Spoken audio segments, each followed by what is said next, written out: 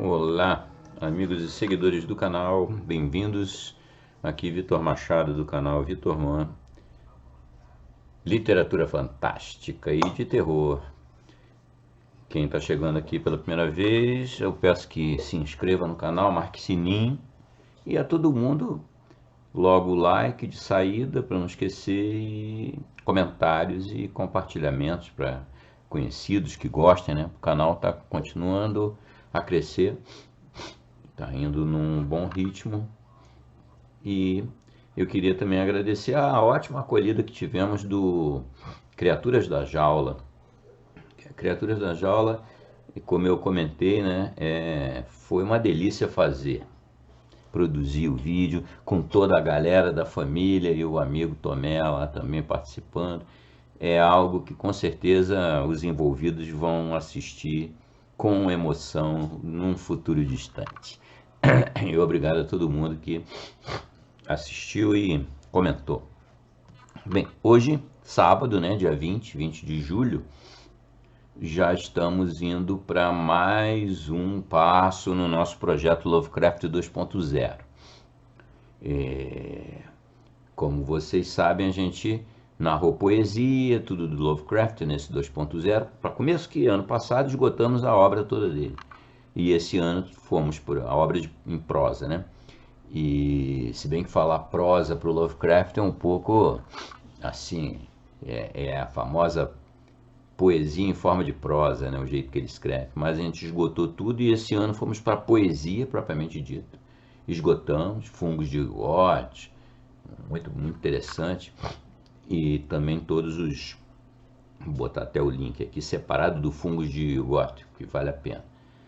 É uma espécie de esboço de muita coisa que surgiu depois em forma de poesia e formando um todo, não exatamente uma narrativa em poesia, né? Mas algo que tem um fio condutor, ou como diria o Wagner, um leitmotiv. Bem, e a gente ultimamente tem postado colaborações e obras do Círculo Lovecraft. Hoje é dia de colaboração. E sempre essas colaborações, elas têm algo de muito especial. E essa colaboração, a obra chama-se Poesia e os Deuses. Para começo, que eu lembre, a mais antiga. Essa colaboração é de 1920. Ainda foi publicado naquela manjada, o United Amateur. Foi uma fase anterior, quando o Lovecraft ainda não tinha acesso a Weird Tales. Esse é um primeiro aspecto, é uma colaboração, uma obra conjunta com Anna Allen Crofts. Essa, inclusive, é uma autora das menos conhecidas. A galera que colabora com Lovecraft, que vocês têm visto, não são lá os caras mais famosos do mundo, né? Mas bom, o Lovecraft na época também não era. Mas essa é particularmente desconhecida, Anna Allen Crofts. E além disso, é uma colaboração que tem de especial o fato de que, segundo os biógrafos e estudiosos da obra do mestre, ele pouco alterou do texto. Ele deu um formato, arrumou em forma de prosa. O conto chama Poesia e os Deuses, mas é prosa. É difícil até, sabe? Vocês vão ver. É prosa, mas ele é tecido em torno da poesia como uma arte. Muito interessante. A temática, o todo, antes de falar da temática especificamente, ela lembra muito, e é fácil de entender por quê, por causa da época, né? Ela lembra do Lord Dunsany. Nós temos aqui tudo da Dreamlands, que Lovecraft foi construindo, né? Antes de enveredar pelo mito Cthulhu exclusivamente, ele fez muitos, e muita gente aqui no canal gosta, apesar de não serem histórias de horror, são histórias oníricas, histórias nascidas de sonhos, histórias que rolam num mundo de sonho. Tudo Dreamlands é todo assim, né? À vista o nome, né? Dreamlands, Terra dos Sonhos. Essa daí não é Dreamlands. mas ela é onírica do mesmo jeito, porque a personalidade, a protagonista, isso é outra diferença também. Então vão colecionando as diferenças dessa colaboração, né? É, ela foi praticamente escrita pela Anna Ellen Crofts. O Lovecraft pouco acrescentou. Vocês veem pelo estilo. Não dá para imaginar muita coisa que é narrada pelo Lovecraft ali saindo diretamente da pena dele. Muito difícil. Outra coisa diferente, a protagonista é uma protagonista. Eu não lembro de outra obra do Lovecraft, sozinho ou acompanhado, que tenha uma protagonista. Primeiro é uma personagem única, pelo menos humana, né? Uma personagem única, e é uma mulher. Isso é muito raro, ou é um caso único na obra do Lovecraft. Qual é a temática final? A temática é uma temática até muito recorrente. Em várias. No campo da ficção, a temática é os deuses que os homens abandonaram. Pararam de acreditar neles, pararam de cultuá-los. Os deuses estavam lá, continuam estando, retornarão. Os deuses gregos, por exemplo, que é o caso desse conto aí. O outro personagem principal do conto é Zeus. Ele aparece no conto e a história, o mote é esse: os deuses vão voltar. Vão voltar para trazer para o homem algo que o homem perdeu quando se afastou dos deuses, a beleza. A verdade e a beleza. É uma imagem muito bonita, muito bacana. A verdade reside na beleza, a verdade. A felicidade acaba que reside na beleza e reside na verdade. São coisas interligadas, né? E isso é uma dádiva dos deuses, ou teria sido. E os homens abandonaram, então se perderam. São o que nós temos na nossa volta hoje em dia. Esse é o mote da história. Então é a protagonista, a Márcia, o deus grego Zeus, o deus dos deuses, né? Outros deuses são mencionados e um aparece, até brevemente, mas aparece. E tem um outro personagem que eu diria para vocês, né? É a poesia enquanto arte.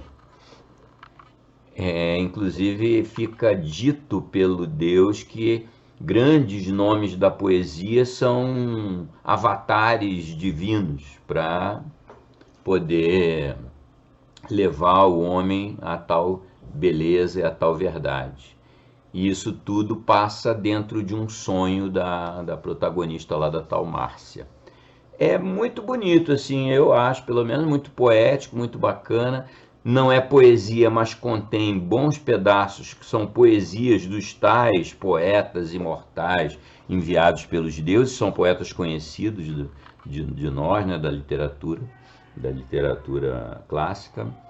E é basicamente isso aí o conto. É algo com um forte sabor dansaniano. Certamente isso motivou o Lovecraft da época, né, de 1920, a colaborar com a Anna Ellen Crofts e criar essa obra aí. Eu espero que vocês gostem do conto. Vamos dar um refresco no horror, depois das criaturas da jaula. E na semana que vem, então hoje é para curtir e, sabe, surfar na poesia.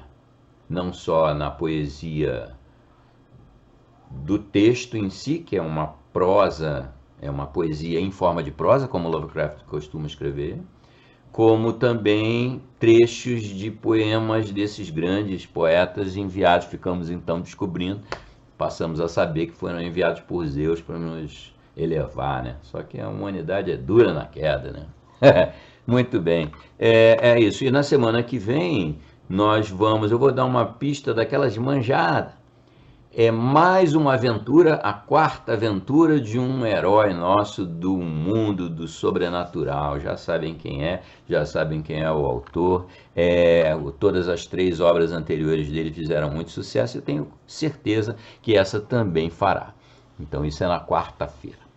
É isso aí. Abraço a todo mundo, saudações, fiquem bem, curtam a nossa poesia e os deuses, descubram de onde que vem a beleza, de onde que vem a verdade e fiquem bem. Abração, bom sábado para todo mundo. Poesia e os Deuses, 1920, H.P. Lovecraft, em parceria com Anna Helen Crofts. Era uma noite úmida e sombria de abril, logo depois do fim da Primeira Guerra Mundial, quando Márcia se viu sozinha com pensamentos e desejos estranhos. Eram aspirações inauditas que deixavam a sala de estar espaçosa do século XX flutuando para o alto nos abismos do ar e na direção leste, para os bosques de oliveiras na distante Arcádia que ela vira somente em sonhos. Ela entrou no aposento para ficar sozinha, apagou os candelabros com sua luz brilhante e recostou-se no divã confortável, ao lado da luminária solitária e que jogava sobre a mesa de leitura um brilho esverdeado, tão confortante quanto a luz da lua que passava pela folhagem em torno do santuário antigo. Vestida com simplicidade numa saia preta apropriada para a noite e com um corte baixo nas costas, ela tinha a aparência de um produto típico da civilização moderna. Mas nessa noite ela sentia o abismo imensurável que separava sua alma de todo o ambiente prosaico que a cercava. Será que era devido à estranha casa em que vivia, essa moradia de frieza onde as relações eram sempre tensas e os internos não muito além de estranhos entre si? Era isso, ou era algum extravio maior e menos explicável do tempo e do espaço em que ela nascera tarde demais, cedo demais ou longe demais dos refúgios do seu espírito para que ele se conciliasse um dia com as coisas desprovidas de harmonia da realidade contemporânea? Para dispersar o estado de ânimo que a tragava cada vez mais para o fundo, a cada momento que passava, ela pegou uma revista da mesa e procurou por um pouco de poesia e seu poder curativo. A poesia sempre aliviara sua mente confusa melhor do que qualquer outra coisa quando estava com problemas, embora muitos aspectos na poesia que ela vira tirassem um pouco dessa influência.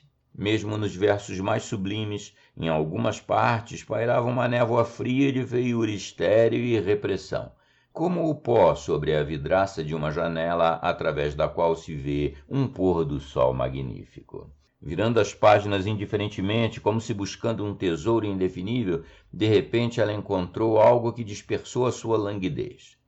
Um observador poderia ler seus pensamentos e dizer que ela encontrara alguma imagem ou sonho que a tinham aproximado mais dessa meta não alcançada até então do que qualquer imagem ou sonho que vivenciara antes. Era apenas um pouco de vers libre, aquela concessão lamentável do poeta que passa por cima da prosa, entretanto não consegue chegar a ser um poema melódico. Mas ele tinha toda a harmonia espontânea de um poeta que vive e sente, que procura às cegas por uma beleza revelada. Destituído de uma formalidade, ele tinha, no entanto, a harmonia das palavras espontâneas e sublimes, uma harmonia que faltava nos versos formais e presos a convenções que ela conhecera. À medida que o lia, o ambiente à sua volta foi desaparecendo aos poucos, e em seguida só o que havia em seu torno eram as névoas do sonho, as névoas púrpuras e salpicadas de estrelas que estão além do tempo, onde apenas os deuses e os sonhadores caminham. Lua sobre o Japão, lua branca e delicada, onde os budas de pálpebras pesadas sonham, ao som do chamado do cuco. As asas brancas das borboletas lunares cintilam descendo sobre as ruas da cidade, calando constrangidos os pavios inúteis das lanternas de som nas mãos das moças. A lua sobre os trópicos, um botão branco curvado, abrindo as suas pétalas lentamente no calor do céu, o ar está cheio de fragrâncias e lânguidos sons cálidos. Uma flauta toca a sua música de inseto para a noite, sob a lua pétala em curva dos céus. Lua sobre a China, a lua cansada sobre o rio do céu. Um facho de luz sobre os salgueiros é como o brilho de 1000 peixinhos através de cardumes escuros. As lajes em sepulturas e templos em ruínas cintilam como pequenas ondas. O céu está salpicado de nuvens, como as escamas de um dragão. Em meio às brumas de sonho, a leitora exclamou para as estrelas ritmadas do seu prazer com a chegada de uma nova era de poesia, um renascimento do Pan. Fechando um pouco os olhos, ela repetiu as palavras, cuja harmonia encontrava-se escondida como os cristais do fundo de um regato antes do amanhecer, escondidos apenas para cintilar radiantemente com o nascer do dia. Lua sobre o Japão, lua branca e delicada, a lua sobre os trópicos, um botão branco curvado, abrindo as suas pétalas lentamente no calor do céu. O ar está cheio de fragrâncias e lânguidos sons cálidos. Lua sobre a China, a lua cansada sobre o rio do céu. Nesse instante, saindo da névoa brilhante, a figura divina de um jovem com um elmo alado e sandálias, segurando um caduceu e de uma beleza nunca vista na terra. Diante do rosto da sonhadora, ele agitou 3 vezes a varinha que Apolo lhe dera, em troca de uma lira de 9 cordas, e sobre a sua testa colocou uma grinalda de mirto e rosas. Então Hermes falou num tom respeitoso: ó ninfa de tez mais branca que as irmãs de cabelos dourados de Siene, ou que mulheres que habitam o firmamento de Atlântida, amada por Afrodite e abençoada por Palas. Vós descobristes realmente o segredo dos deuses, que encontram-se na beleza e na poesia. Ó profetisa mais querida que a Sibila de Cuma, quando Apolo encontrou-a pela primeira vez, vós falastes verdadeiramente de uma nova era, pois mesmo agora em Mênalo o Pan suspira e se espreguiça no seu sono, desejando acordar e contemplar à sua volta as faunas pequenas com suas coroas de rosas e os sátiros antigos. Na sua ânsia vós descobristes o que nenhum mortal, salvo apenas uns poucos que são rejeitados pelo mundo, lembra-se. Os deuses nunca morreram. Estavam apenas dormindo o sono e sonhando os sonhos dos deuses em jardins hespéricos, tomados de lótus e que ficam além do pôr do sol dourado. E agora se aproxima o momento de seu despertar, quando frieza e feiura vão perecer, e Zeus vai sentar-se uma vez mais no Olimpo. O mar em torno de Pafos já se agita espumante de uma forma que só os céus antigos testemunharam, e à noite em Hélicon os pastores ouvem murmúrios estranhos e notas meio esquecidas. As matas e os campos ficam trêmulos no crepúsculo com o bruxulear de formas brancas e saltantes. Já o oceano imemorial produz visões singulares sob a luz de luas delgadas. Os deuses são pacientes e dormiram bastante, mas nenhum homem e nenhum gigante poderiam desafiá-los para sempre. No Tártaro, os titãs estão se retorcendo e, sob o Etna abrasador, os filhos de Urano e Gaia estão padecendo. O dia que o homem terá de responder por séculos de negação está para nascer. Mas os deuses tornaram-se mais dóceis no sono e não vão jogá-los no abismo feito para os incrédulos. Em vez disso, sua vingança vai punir a escuridão, a mentira e a feiura que viraram a cabeça do homem. E sob a influência desse Saturno com barba, ao sacrificar-se diante dele, os mortais vão viver em meio à beleza e ao prazer uma vez mais.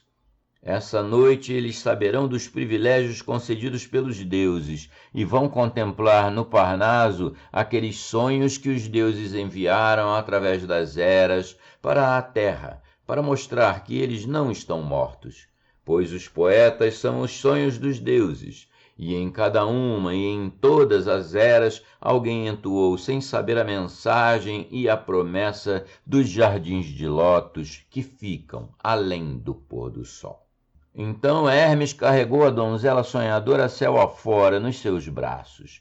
Brisas suaves, vindas da torre de Éolo, fizeram com que flutuasse bem acima dos mares cálidos e fragrantes, até encontrarem Zeus, de repente em plena corte no Parnaso de duas cabeças. Estava em seu trono dourado, flanqueado por Apolo e as musas de seu lado direito, e por Dionísio, com sua coroa de Eras, e Baco, com as faces rubras de prazer, do seu lado esquerdo. Márcia nunca vira tanto esplendor em sua vida, seja acordada ou em sonhos, mas esse fulgor não lhe fez mal, como o faria o fulgor do Olimpo nas alturas, pois nessa corte menor o pai dos deuses havia moderado as suas glórias para a visão dos mortais. Diante da entrada da caverna corícia, ornada por uma coroa de louros, sentavam-se numa fileira 6 figuras nobres com o aspecto de mortais, mas com o semblante de deuses. Esses a sonhadora reconheceu das imagens que já havia contemplado, e sabia que eram ninguém mais que o divino Meônio, o diabólico Dante, o mais do que mortal Shakespeare, o explorador do caos Milton, o cósmico Goethe e o adorador de musas Keats. Esses eram os mensageiros que os deuses haviam enviado para dizer aos homens que o Pan não havia desaparecido, mas que estava apenas dormindo, pois é na poesia que os deuses falam com os homens. Então falou o Júpiter tonante. Ó filha, pois, sendo uma da minha infinita linhagem, vós sois de fato minha filha.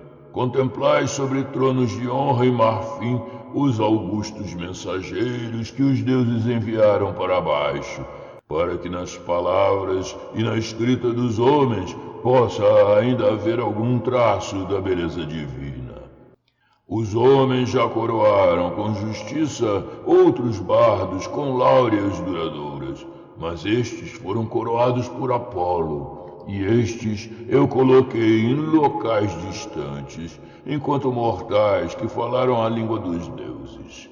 Há muito que nós sonhamos nos jardins de lótus além do oeste, e falamos somente por meio dos nossos sonhos. Mas a hora chegou para que as nossas vozes não fiquem mais em silêncio. Chegou a hora do despertar e da mudança. Uma vez mais Fetonte dá um rasante, crestando os campos e secando os riachos. Em Gaul, as ninfas solitárias e descabeladas choram ao lado das fontes que não existem mais. E os pinheiros, junto aos rios, ficaram vermelhos com o sangue dos mortais. Ares e o seu trem seguiram adiante, com a loucura dos deuses, e voltaram, Deimos e Phobos, empanzinados de prazer. Terra vaga sem destino na sua dor, e os rostos dos homens são os rostos das fúrias, mesmo quando a Astréia voou para os céus, e as ondas da nossa despedida varreram todas as terras, salvo esse pico alto solitário. Nesse mesmo instante, e em meio a esse caos, preparado para proclamar a sua vinda e ao mesmo tempo esconder a sua chegada, está trabalhando um mensageiro nosso, recém-nascido, em cujos sonhos estão todas as imagens que os outros mensageiros sonharam antes dele. Ele foi o escolhido para misturar toda a beleza que o mundo já conheceu, num todo glorioso, e escrever as palavras que vão ecoar toda a sabedoria e a graça do passado. Ele é quem vai proclamar a nossa volta e cantar sobre os dias que virão, quando os faunos e as dríades vão infestar seus bosques habituais com sua beleza. A nossa escolha foi guiada por aqueles que se sentam diante da Gruta Corícia, sobre os tronos de marfim, e em cujas melodias você vai ouvir os toques de grandiosidade, por meio dos quais vós reconhecereis daqui a alguns anos o mensageiro maior, quando este vier. Preste atenção nas suas vozes, quando um a um eles cantarem para vós. Cada nota ouvireis novamente na poesia que está por vir. A poesia que trará a paz e o prazer para vossa alma, apesar de que procurareis por ela através de anos de escuridão. Prestai atenção com cuidado, pois cada corda que vibra e desaparece vai tornar a aparecer-vos após o vosso retorno à terra, como Alfeu, submergindo suas águas na alma de Hélade.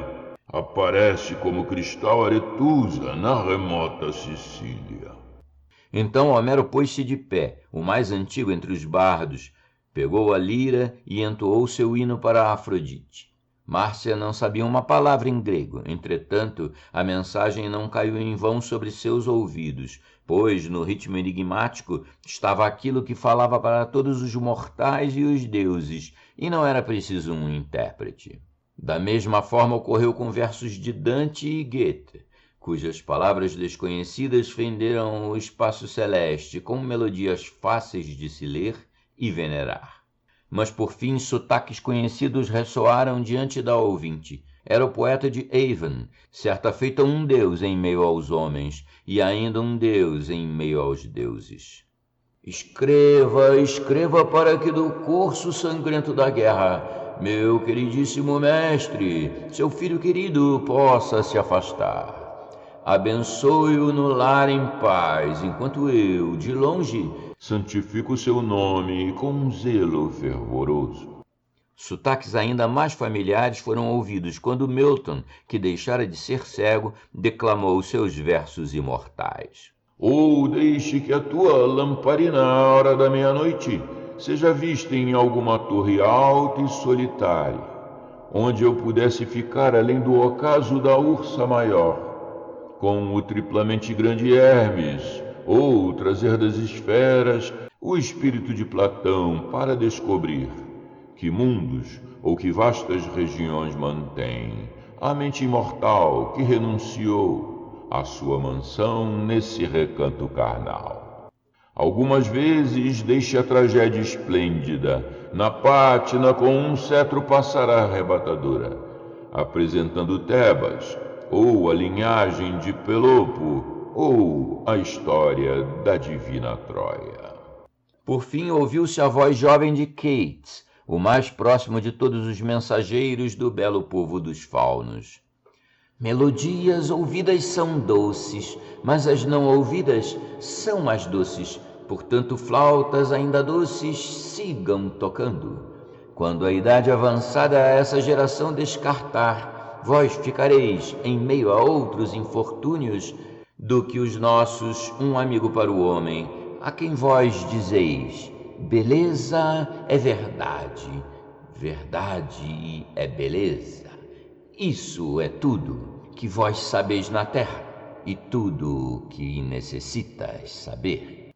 Quando o declamador parou, ouviu-se um ruído no vento que vinha do distante Egito, onde a aurora pranteia à noite na beira do Nilo pelo seu menão assassinado.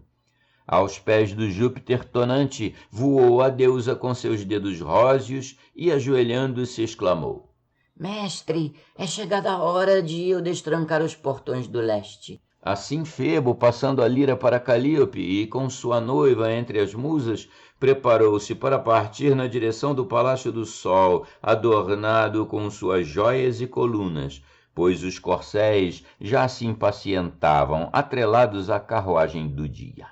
Então Zeus desceu do trono entalhado e colocou a mão sobre a cabeça de Márcia e disse: Filha, o amanhecer se aproxima, e é bom que retorneis antes do despertar dos mortais para sua casa. Não choreis com a escuridão da vossa vida, pois a sombra das crenças falsas logo deixará de existir e os deuses caminharão de novo em meio aos homens. Procurai então incessantemente pelo nosso mensageiro, pois nele encontrareis a paz e o bem-estar. Com suas palavras, vossos passos serão guiados para a felicidade, e nesses sonhos de beleza, vosso espírito encontrará o que ansiava. Quando Zeus terminou, o jovem Hermes pegou a donzela delicadamente nos braços e a carregou na direção das estrelas que se apagavam, para o alto e na direção oeste, sobre os mares invisíveis. Muitos anos se passaram desde que Márcia sonhou com os deuses e com o seu conclave no Parnaso. Hoje à noite ela está sentada na mesma sala de estar espaçosa, mas não está sozinha. O velho espírito de insatisfação é passado, pois ao seu lado está um cujo nome cintila com sua celebridade. O jovem poeta dos poetas, que tem o mundo inteiro aos seus pés. Ele está lendo de um manuscrito palavras que ninguém ouviu antes, mas quando forem ouvidas vão levar aos homens os sonhos e as fantasias que eles perderam tantos séculos atrás, quando Pan deitou-se para cochilar em Arcádia e os grandes deuses retiraram-se para dormir nos jardins de lótus, além das terras dos Hespéricos. Nas cadências sutis e nas melodias escondidas do bardo, o espírito da donzela encontrara finalmente descanso, pois lá ecoavam as notas mais divinas do Orfeu Trácio, as notas que comoveram as próprias rochas e as árvores à margem do Ebrus. O declamador para e pede ansioso uma opinião, mas o que Márcia pode dizer, além de que seu estilo é talhado para os deuses? E quando ela falou, sobrevieram novamente uma visão do Parnaso e o som distante de uma voz poderosa dizendo: Com suas palavras, seus passos serão guiados para a felicidade, e nesses sonhos de beleza, seu espírito encontrará o que ansiava. Fim.